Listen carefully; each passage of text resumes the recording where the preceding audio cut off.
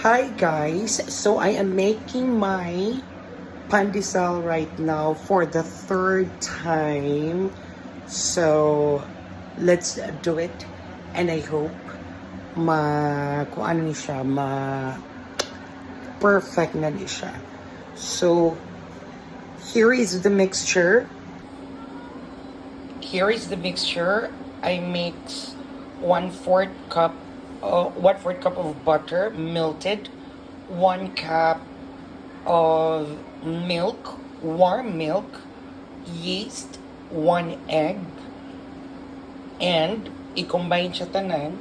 And then after pag ma-combine, i-mix na po nato ang 3/4 cup of flour, 1/4 cup of sugar, and a pinch of salt. And then this time, pag humani mo mix atong mga kuan, atong imong ipang mix ganina, this time, ato na siyang sprinkle og flour. Naka-rest na po ni siya og 20 minutes. Okay, so since naka-rest na siya 20 minutes, ito siyang kuan diha. And then mag-spread ta og flour sa ato ang clean surface, kay ato na siyang inid for 7 minutes.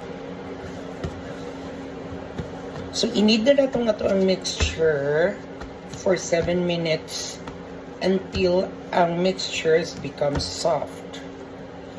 Okay.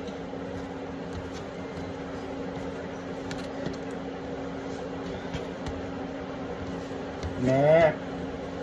So up to 7 minutes jud ko mag-inani.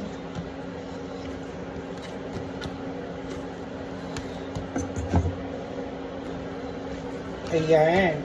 After kneading, pag na-feel na ni mong humok na yung texture, form it into a circle.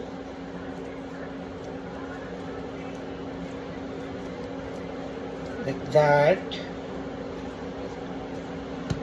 And then, put a little bit of oil.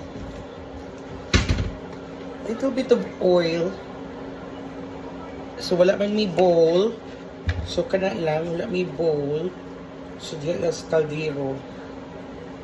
And then, smash it into the oil.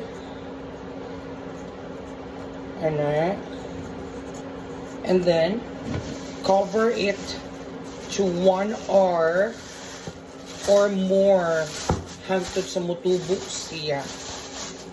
Okay, 1 hour or more hangtod sa mutubo. Okay, let's leave it here and let's wait. Bye. When the size becomes double, punch it para ma-release ang air. Punch it. Then, para ma-release ang air niya. And then, form it again into circle. Then, and transfer it in a clean area. Like that. And then, slice it.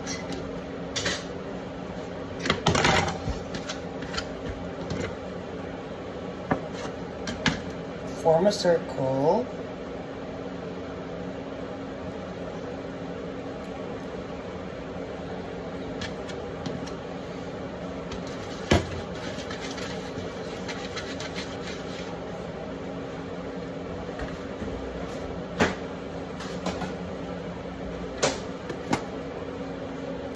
After making a circle, coat it in breadcrumbs.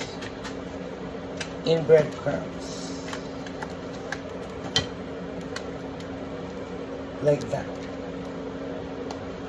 Right.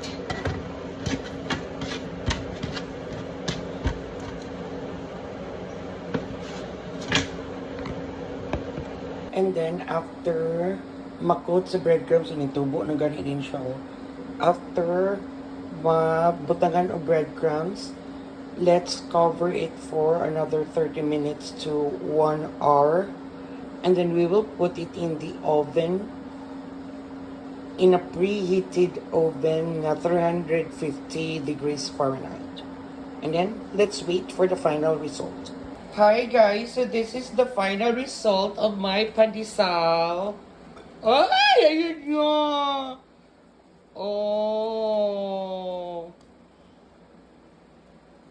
Ayan, so hot. Very delicious. At last. For the third time, for the third honorable mention.